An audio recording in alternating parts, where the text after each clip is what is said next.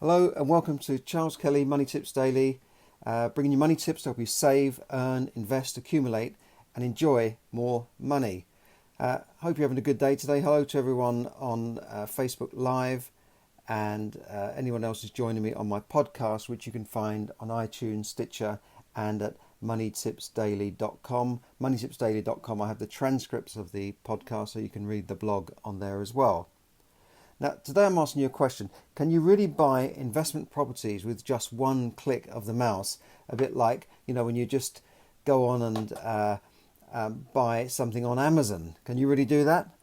Well, not quite. But I want to, first of all, give you a bit of background. Joseph Kennedy, the father of John F. Kennedy, legend has it that he once said that when the Shoeshine Boys were telling him to get into the stock market, he knew it was time to get out. And legend has it again that that's exactly what he did before the 1929 stock market crash, one of the worst in history, and the following bear market, which went on for decades. And, whilst this may not be true or not, but the fact is he did hold his fortune together, where many of them lost their fortunes and threw themselves off buildings in Wall Street. And he was able to then finance his sons into politics. And, of course, the story of John F. Kennedy and the family that have almost dominated politics for years. But that's the story goes. And sometimes I feel the same way about property, when everyone seems to be jumping on the bandwagon and, going on courses and becoming buy-to-let investors. And, sometimes I feel like that. But then I think, well, hang on, it's only a few people. It's not that many people going on courses. And I still recommend that if you want to get into property, you should go on courses and learn how to do it properly. And if you're interested in that, just email me and I'll put you on a course. But then I see a company advertising that you can buy investment properties with a click of the mouse so easily, and they'll do everything for you, blah, blah, blah. Now, as I said, can you really buy property just online? Well, not quite. It's not quite that simple. But it's part of the process. Now, a company called Dot, which is a Californian company based also with offices in Manchester, effectively gives you the facility to, I'd say, reserve a property, leaving the legal work to be done later on.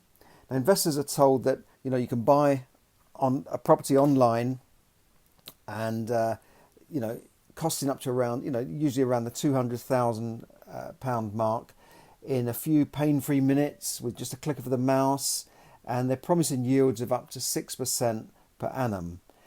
Now, what happens once you've done this? This is the way it would work. You would go online, look at a property, and say, I like the look of that, and then the company sends you a computer-generated image of what the property would look like after it's been refurbished, and this negates the need for you to even go and visit the property and look at the site.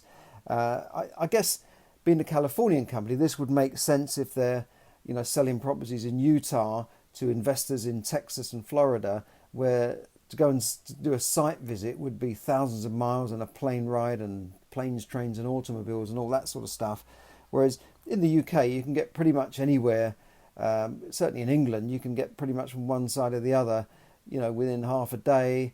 You might need a flight, you might need a train, but it's not that difficult, say, if you live in the London area, to get up north in 3 or 4 hours and down south in 4, maybe 5 hours if you're going to Cornwall. But let's face it, this company are dealing in Leeds and Manchester, in fact, and Birmingham. So you can get to these places not within a reasonable time, and we've got good transport through trains, unlike in America.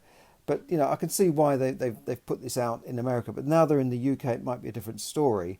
Now, the company told this. I got this story in the Sunday Times. I've got to give them credit, and they told them that they expect it will be completely normal for an investor to acquire, renovate, and hold properties without ever visiting them in person. It sounds very attractive. If you're buying a property hundreds of miles away, and it can be a hassle to find builders, to find people to do work, to find electricians. It can be a hassle even if your property's near and down the road from you.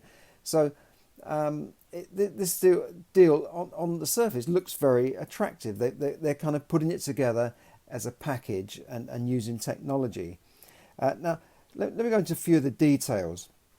once the property has been reserved and DOC carries out, then we'll carry out a credit check, and they want to verify that the purchaser is earning at least £30,000 per annum, and this is probably due to the mortgage that I'll come on to in a while.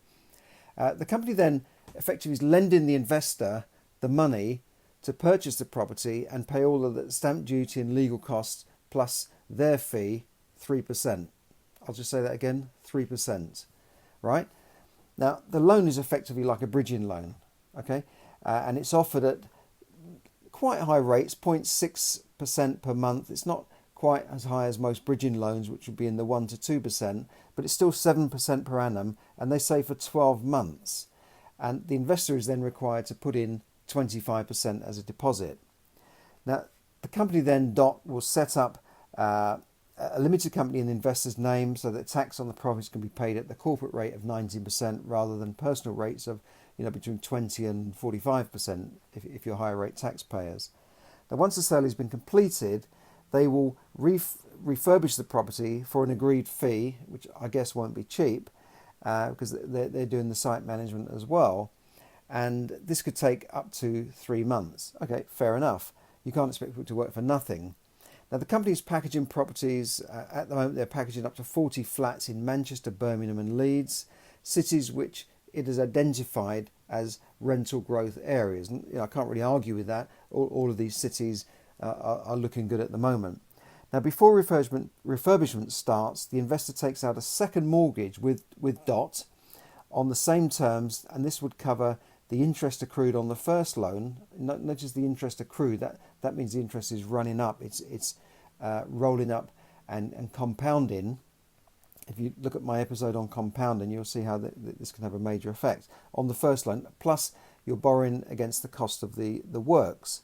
Now, note that at this point, the investor hasn't paid anything more than their initial deposit. So on a £200,000 flat, they've put down 50 grand. Okay. Now, once the works on the property have been completed, the investor then takes out a new mortgage to refinance the first 2 bridging loans based on the new higher value of the property. Now, I'll repeat that. You take out a new loan to finance the 2 bridging loans based on the new higher valuation of the property, and then DOT can arrange a mortgage for you at an annual interest rate of between 2.89% and 3.99% over up to 30 years. So basically the investor has found a property, or they've found a property for them. They put down their 25% or 50,000 on a 200,000 pound property. The article doesn't say exactly what the refurbishment costs will be, but what does refurbishment mean? It could mean, let me just grab the article here. It could mean, a lick of paint and maybe a new kitchen here and there, but it could mean much more. I mean, in one estimate here, they give, if you bought the property, price a flat before the refurbishment, they're given 155, initial mortgage 116,000. In this example, they're given on a property worth 155,000 a cost of refurbishment of 22,000. Okay, so imagine on a property of 200,000, the refurbishment could be 30 odd thousand, say. Okay, plus their fees and that sort of thing, and they're estimating that the value is going to go up, and that you would be able to refinance, getting the money out that you've put in other than your deposit. This of course relies on the new valuation being achieved by the refurbishment.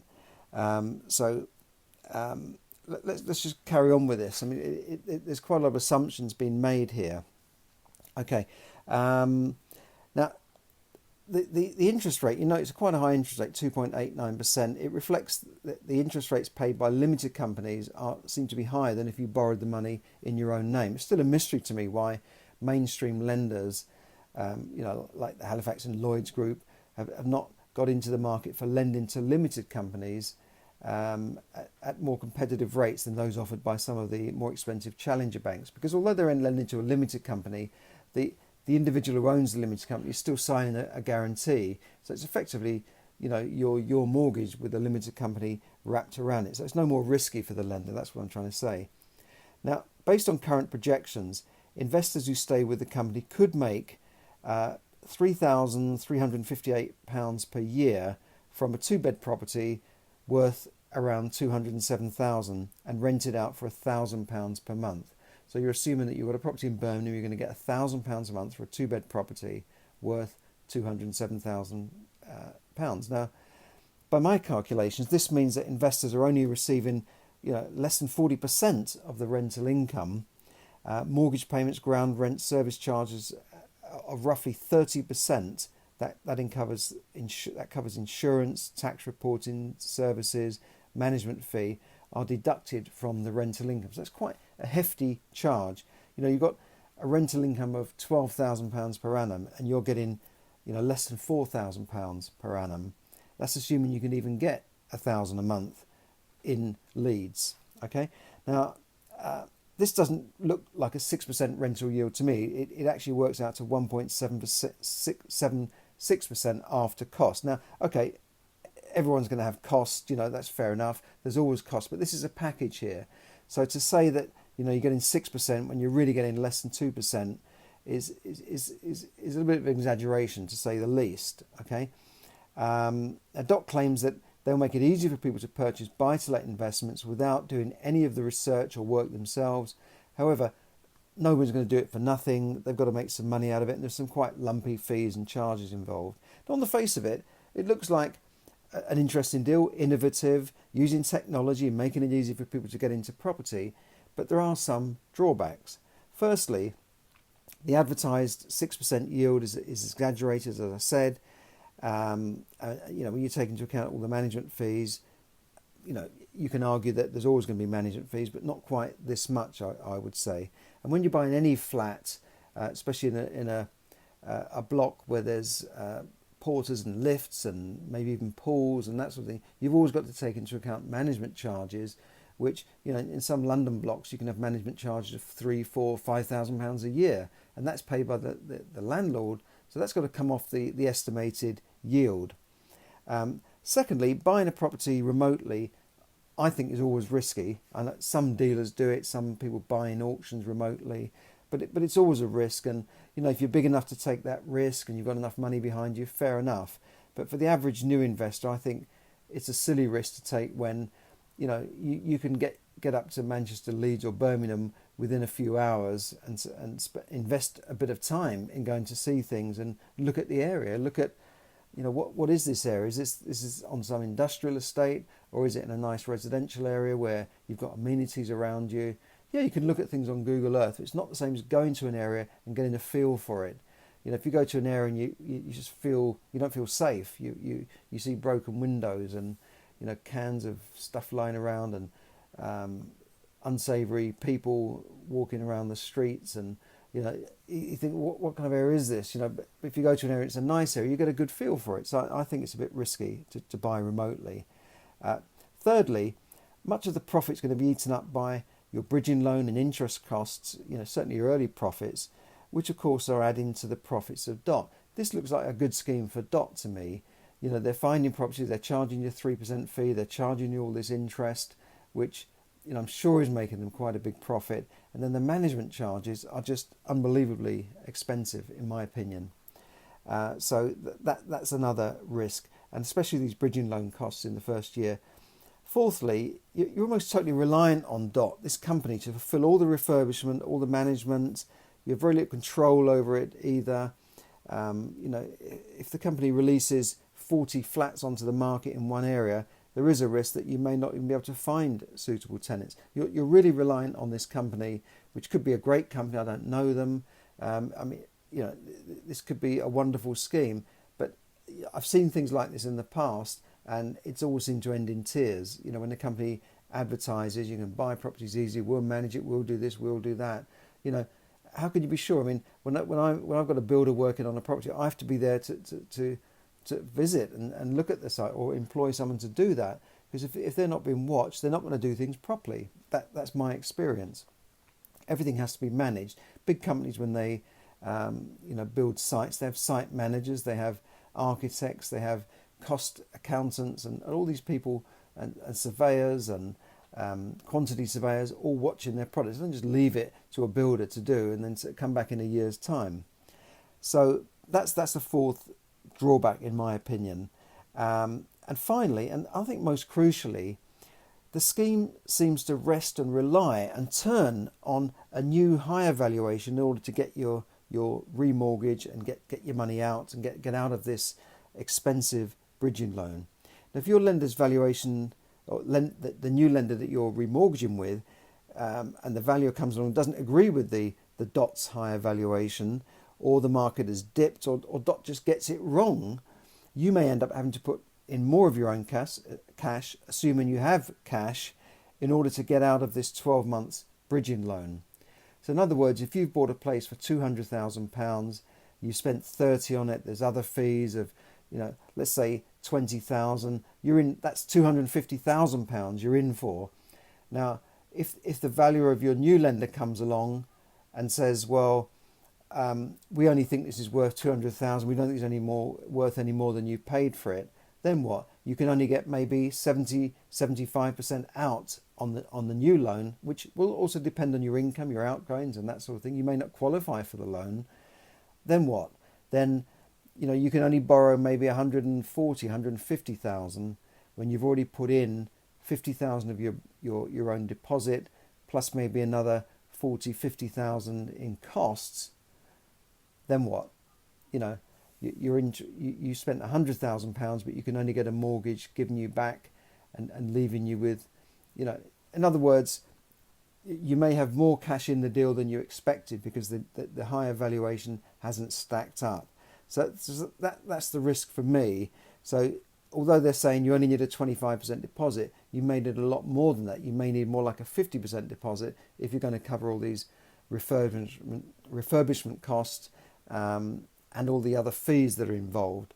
So I would estimate you probably need 40 to 50% as a deposit to be safe in this deal. Now look, the scheme could be either a major flop, leaving hundreds of investors out of pocket and complaining that they can't get these properties let, or they're not good enough and blah, blah, blah. Or it could become the next Uber, if you like, the next disruptor of investment properties. In the meantime, I'll personally wait and see what happens, and I'll stick to my own research and my own deals, rather than just sort of outsource it and hand it over to a company and hope for the best. But the choice is yours. The company's called DOT. If you want to look them up, go and check them out. Finally, the word of the day is land registry. Whilst we're talking about property, let's talk about what is land registry. Well, in this country, land registry is the official government body that registers most property titles in England and Wales. I say most property titles because sometimes you find an older property where it's not registered with the land registry, so the solicitor has to find other ways of proving ownership. Now normally your solicitor will you don't really see the land registry apart from what in a pack that your solicitor will send you, but it's usually got a little map there and a drawing of where your title boundary is and who owns it at the moment, and etc. And then the solicitor will normally register your name on the land registry once you've completed on the deal, together with the mortgage company. If you're getting a mortgage, they will have a first charge on that property registered with the land registry. So it's a pretty good system. It's a safe system. I can't say the same if you buy properties in other companies, but other countries, but it's a safe system. You can also go online and search the land registry yourself for a fee. Interesting to note that on the government website, when I went on, it said on there the UK will be leaving the European Union on the 31st of October. We're in September at the moment, but it's interesting that is on official government websites right now.